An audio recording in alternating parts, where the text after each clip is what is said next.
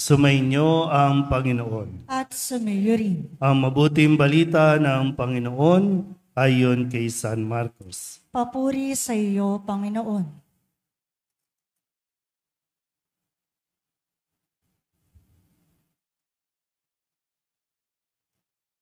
Noong panahong iyon, lumapit kay Jesus sina Santiago at Juan na mga anak ni Zebedeo. At ang sabi, "Guro, may hihilingin po sana kami sa inyo." "Ano iyon?" tanong ni Jesus. Sumagot sila, "Sana'y makaupo kami katabi ninyo sa inyong kaharian, isa sa kanan at isa sa kaliwa. Hindi ninyo nalalaman ang inyong hinihingi," sabi ni Jesus sa kanila. "Mababata ba ninyo ang hirap na babatahin ko? Pabibinyag ba kayo sa binyag na daranasin ko?" "Opo," tugon nila. Sinabi ni Jesus, "Ang hirap na babatahin ko'y babatahin nga ninyo, at kayo'y bibinyagan sa binyag na daranasin ko. Ngunit wala sa akin ang pagpapasya kung sino ang mauupo sa aking kanan at sa aking kaliwa. Ang mga luklukang sinasabi ninyo'y para sa mga pinaghandaan." Nang marinig ito ng 10 alagad, nagalit sila sa magkapatid. Kaya't pinalapit sila ni Jesus at sinabi, "Alam ninyo na ang mga itinuturing na pinuno ng mga hintil ay siyang pinapanginoon, at ang mga dinadakila ay siyang nasusunod. Ngunit hindi ganyan ang dapat umiral sa inyo. Sa halip, ang sino man sa inyo na ibig maging dakila ay dapat maging lingkod. At sino mang ibig maging pinuno ay dapat maging alipin ng lahat. Sapagkat ang anak ng tao ay naparito hindi upang paglingkuran, kundi upang maglingkod at ibigay ang kanyang buhay sa ikatutubos ng lahat." Ang mabuting balita ng Panginoon. Pinupuri ka namin, Panginoong Hesukristo. Isang magandang umaga po sa inyong lahat. Tayo po ngayon ay nasa 29 na linggo sa karaniwang panahon. Nung nakalipas na linggo, isang mahalagang tanong ang narinig natin, paano ba magkakaroon ng buhay na walang hanggan?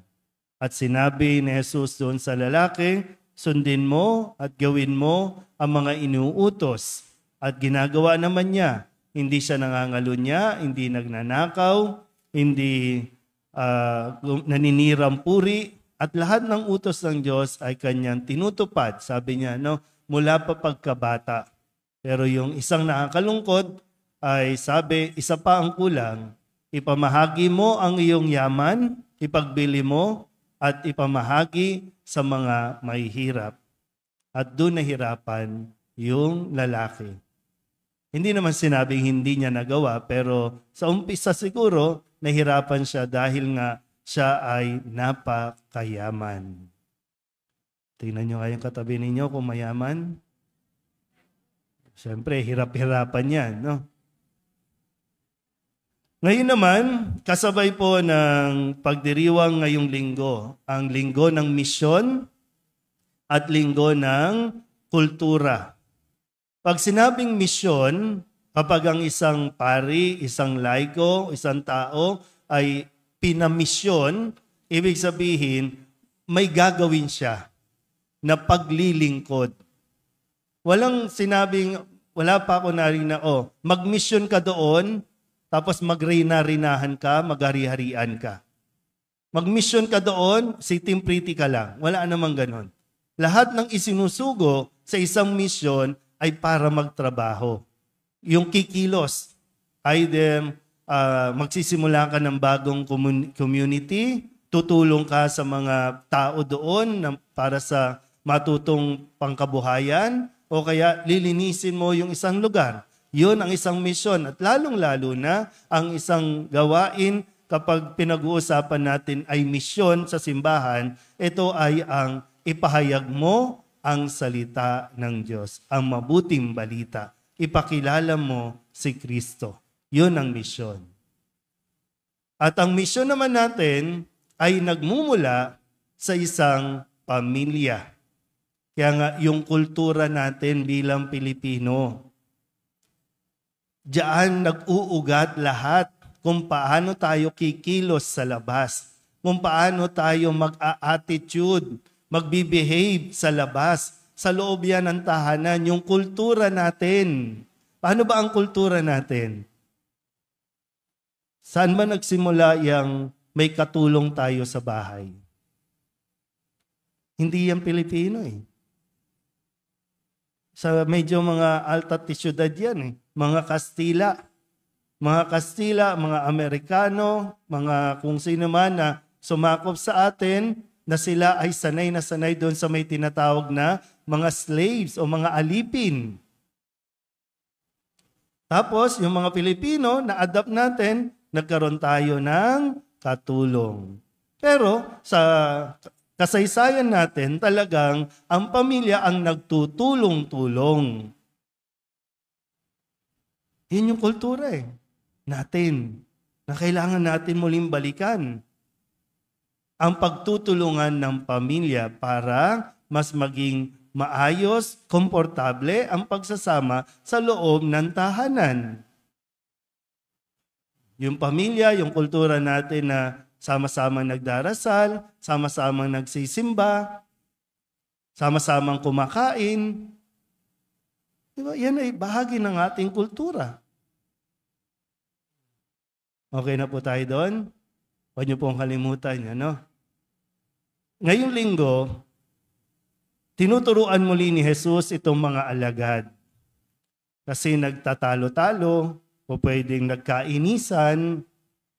Kasi ang sabi nito, yung 10 alagad, nalaman nila, kasi sabi, nagalit sila sa magkapatid. 12 sila. Yung 10, nagalit sa 2, si Santiago at si Juan. Bakit? Nalaman nila na lumapit ito kay Jesus at tinihiling na, yun na Lord, kami sa kanan at kaliwa. Kami yung dapat dikit sa iyo. Kami yung close mo eh. Kahit saan basahin ng mga kwento, lagi kaming present, di ba? Kaya pag naghahari ka na, pag nandun ka na sa kaharian mo, ako ang kanan, siya yung kaliwa ha. O nagalit yung 10.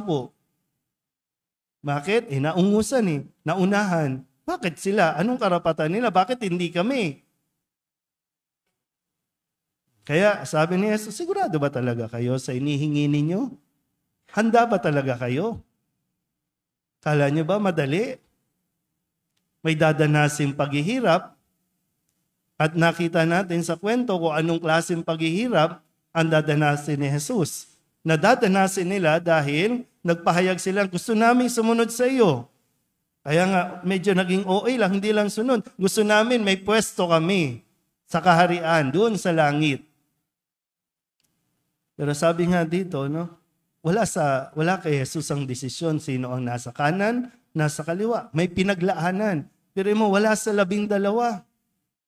Mayroong pinaglaanan ng Diyos para dyan. Hindi ko alam, baka si Maria, baka si Jose. Hindi ko alam. Pwedeng si Santiago o si Juan Bautista o pwedeng si Moises. Hindi natin alam. Pero ang sinasabi, huwag niyong hangarin yun. Unawain niyo ng mabuti kung ano ang kahulugan ng tunay na paglilingkod. Kasi kung gusto ninyong maging pinuno, dapat matuto kayong maging lingkod. Kung gusto mong maging dakila, sa mata ng Diyos, ang dakila ay yung naglilingkod. Hindi ito yung basihan na meron kang nakasabit na mga certificate, ng mga pictures, ng mga honors, graduate, cum laude, PhD, at kung ano-ano pa. Hindi sinasabing wag nating pangarapin yon. Pero kung yun ang gagamitin mo at magmamalaki ka na, ay, nakatapos ako dito, pero hindi mo nagagawa ang maglingkod, baliwala yan.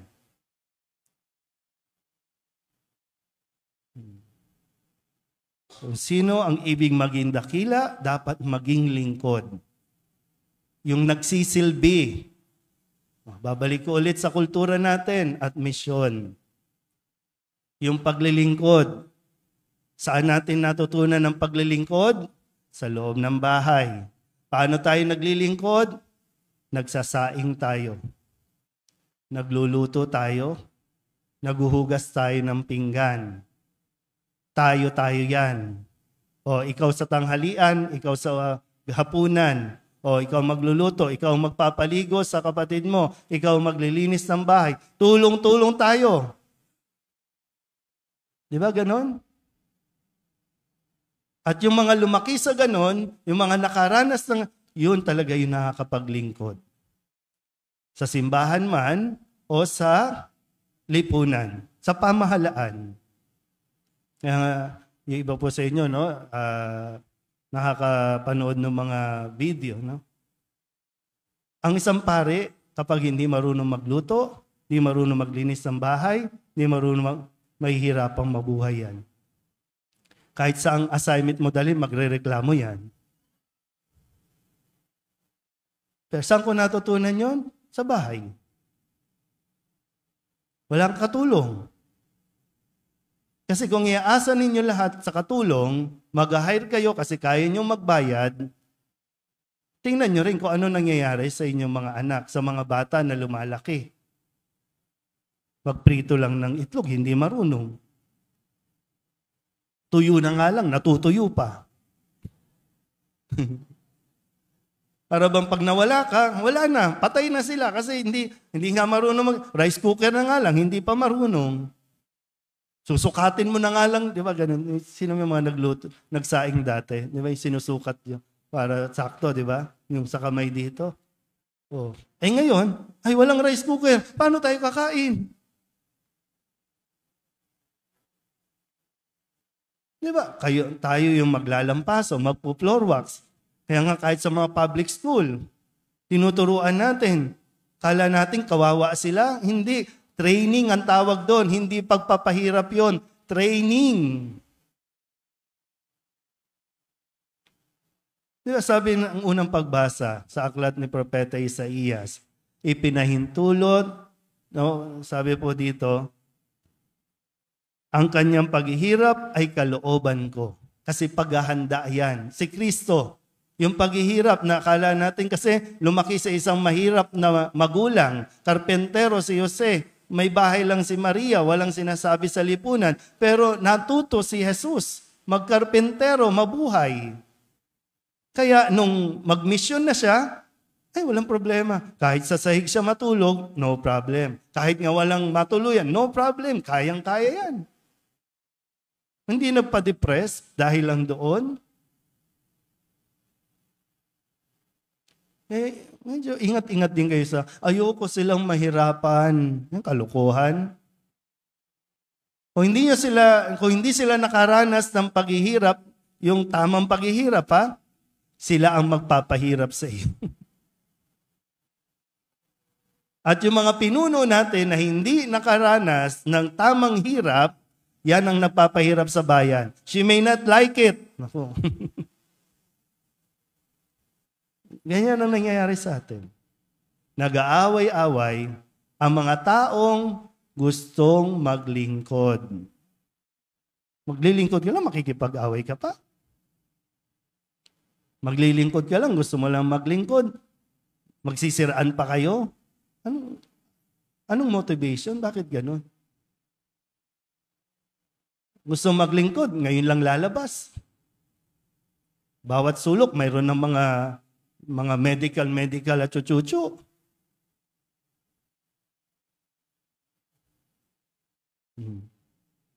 Nakuha niyo pa. Simbahan man o pamahalaan. Maganda na matutunan natin itong aral na ito. Nabanggit ko na rin ito minsan, no? Hayaan yung maglakad ang mga bata. Ang lapit-lapit ng eskwelahan, Pedro Guevara, Marcela, i-e-bike nyo pa, padagdag kayo sa traffic, nanggigigil ako sa inyo. Maglalakarin mo lang, exercise pa, maganda sa kalusugan. Ay, ayoko po mahirapan to. O tuloy, lumaki, ang hina sa direksyon. Kasi, pag upo, maya-maya, dito na tayo. Hindi man lang napag-aralan lahat ng kalye. Di ba? Yung akala mo dati kawawa ka kasi naglalakad ka papunta sa eskwelahan. Ngayon ma-appreciate mo, di ba? Pag may nagtatanong sa iyo, saan po ito? Doon yan. Kasi natuto ka. So hindi yun basta pinahirapan ka lang. Kasi marami nagiging spoiled. Huwag niyong sanayin na pag humingi, bigay agad. Ang mga bata naman ito, huwag kayong hingi ng hingi lang basta-basta. Paghirapan ninyo, pagtrabahuhan ninyo. Kung mahihingiin kayo, magpakyut muna kayo, linis kayo ng bahay, maghugas kayo ng plato. Paghirapan ninyo. Para mas na-appreciate din ninyo, ito yung pinagpaguran ko. Ito yung pinaghirapan ko. Mas pahahalagahan ninyo yun. Tingnan nyo yung katabi ninyo kung spoiled. Spoiled ba? Nahihirapan tayo dyan. Turuan sila, no? Yung training, proper training. Mahihirapan kasi walang success na nakuha sa madaling paraan. Maliban na lang talaga, ginamit mo ang pera. Sino ang gustong maging dakila? Taas nga ang kamay ng gustong maging dakila. Siyempre, ayaw na. Pero gustong-gusto niyan. Dapat maging lingkod. Hinay-hinay lang. No? Sa mga gustong umangat, paalala ulit, no? Baka ito ng huling pagkakataon na marinig ninyo. Ang gustong maging angat, ingat-ingat lang. Sabihin nyo nga sa katabi ninyo, huwag kang angat.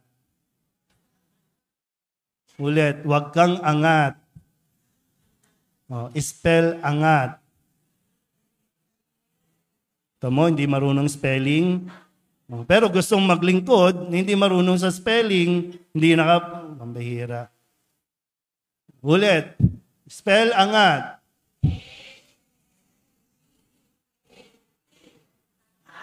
Di ba ganun pa nag-i-spell? I-spell mo and then word. Okay, spell.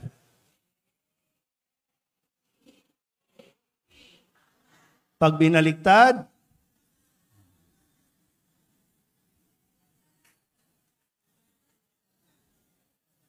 sabihin niyo ulit huwag kang angat. Ito, real talk lang po, no? Sa tingin ko lang, mga nagmumukhang tanga, yung mga gustong tumakbo dahil lahat ginagawa nila. Parang ang binababa ng yung kanilang dignidad, makuha lang yung kumpiyansa ng tao. May magsasayaw, may magpapa-concern, may kakanta, may... Diba?